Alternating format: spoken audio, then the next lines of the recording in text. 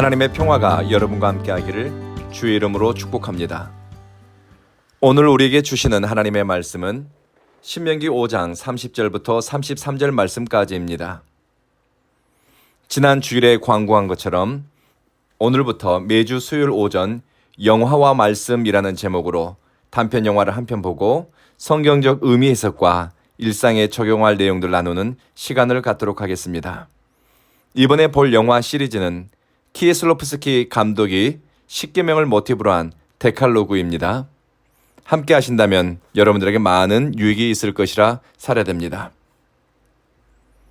이스라엘 장로들과 지도자들은 하나님의 임재 앞에 나가는 것을 두려워했습니다. 죽을지도 모른다는 두려움에 사로잡혔습니다. 기껏 생각해낸 것이 모세를 중재자로 세워 하나님의 임재 안으로 들여보내고 자기들은 모세를 통해 말씀을 듣겠다고 구실을 댑니다.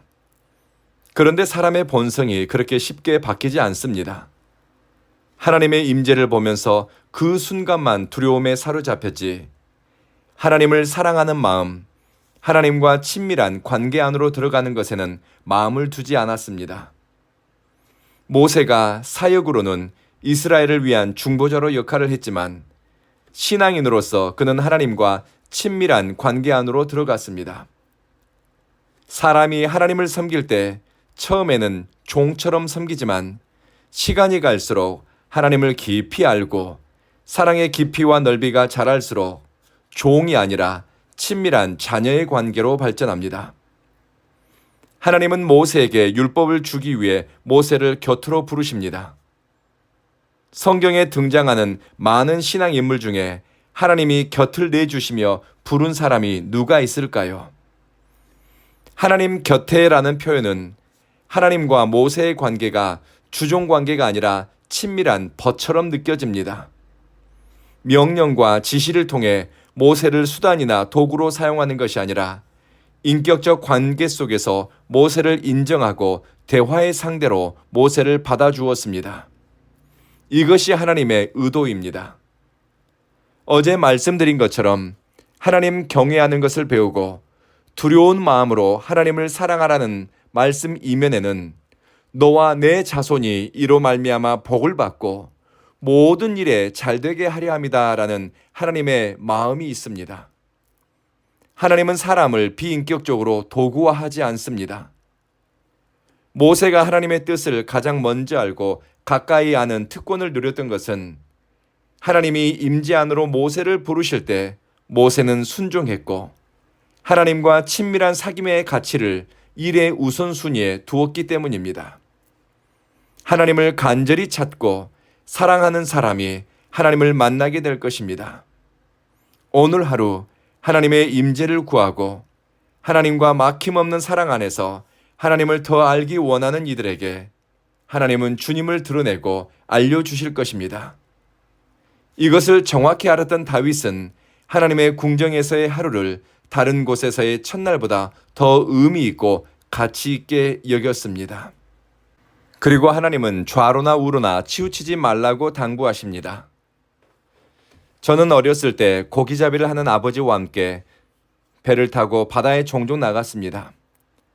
파도가 상당히 거센 날은 배가 흔들리고 뒤뚱거립니다. 이때 놓지 말아야 하고 꼭 붙들어야 할 것이 있습니다. 키라고 부르는 배의 방향타입니다. 아주 작은 것이지만 이것 때문에 가야 할 방향을 잃지 않고 요동하는 파도에 휩쓸리지 않고 균형을 잡을 수가 있습니다. 균형이라는 말은 샬롬이라는 단어와 관련이 있습니다. 평화를 의미하는 샬롬은 우리 삶의 균형을 의미합니다. 하나님과의 균형입니다. 하나님과 영적으로 막힘없는 소통이 있어 말씀으로 삶의 방향과 원리를 발견하고 기도를 통해 영적 성장을 이룹니다. 하나님의 성령의 인도함을 받아가야 사람은 영적으로 균형을 이룹니다. 그리고 사람과의 관계적인 균형입니다. 부부 사이에 자녀들과 사랑의 소통이 잘 되고 이웃과의 관계, 부모 형제와의 관계가 균형을 이루어야 우리는 평화를 느낍니다.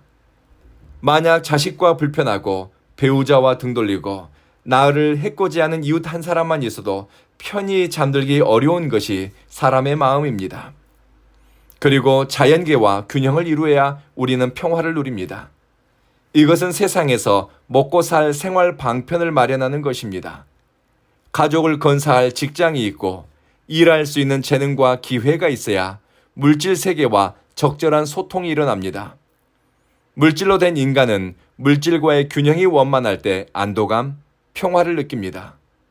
균형, 샬롬을 누리기 위해서 하나님과의 관계, 사람과의 관계, 물질과의 관계가 두루 균형을 이루어야 합니다. 그런데 이 모든 관계의 핵심 원리가 어디에서 나는가? 하나님의 말씀에서 나옵니다.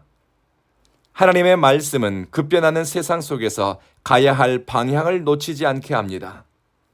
하나님의 말씀을 깊이 읽고 묵상한 사람은 세상 사람들이 사는 방식이 아무리 요란해도 마땅히 가야 하고 살아야 할 삶의 방식을 선택하며 가게 될 것입니다. 하나님의 말씀을 내 발의 등으로 삼고 인생의 막대기로 삼은 사람은 예측할 수 없는 시대를 사는 것 같아도 하나님이 인도하시고 하나님이 기뻐하는 길 위에 서게 될 것입니다. 그래서 우리는 하나님을 사랑하고 또 하나님을 사랑하기 때문에 주님의 말씀을 붙잡습니다. 사랑하는 성도 여러분, 오늘 하루 하나님께로 더 가까이 하나님을 사랑하는 마음이 더 커지고 흔들리는 것 같지만 균형을 잃지 않고 영적, 심적, 육체적, 관계적 균형 안에서 평화를 누리시길 주의 이름으로 축복합니다. 기도하겠습니다. 자비하신 주님, 우리 생각이 시시때때로 왔다 갔다 하지만 악에 기울어지지 않고 사랑과 선함 가운데서 선택하게 하소서. 하나님과 막힘없는 사랑 안에서 영적 진보를 이루게 하시며 영적 성장을 위한 꾸준한 훈련과 성실함을 갖게 하소서. 사람들과의 사랑의 관계, 신뢰의 관계를 맺게 하시며 누구든 미워하거나 시기할 일이 없게 하소서. 자연계와 균형을 이루니 가족을 건사할 수 있고 또 사회적 역할을 할 수 있는 물질을 적절히 적당하게 벌어들이게 하소서. 우리의 씀씀이가 규모 있으며 사랑을 위해 선한 일을 위해서는 넉넉한 마음을 갖게 하소서. 주님, 우리 온 교회에 출입하는 이들은 마음이 따뜻하고 사람을 향한 배려와 선입견 없는 환대로 대하게 하소서.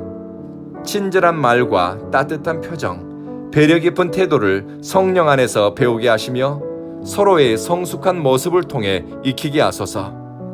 수요일마다 온 교회에 모여 기도하는 이들의 기도를 들으시고 온 교회는 성령 안에서 참 교회로 지어져 가며 성령 안에서 서로 사랑하는데 부지런한 교회로 터가 넓어지게 하소서. 예수님 이름으로 기도합니다. 아멘.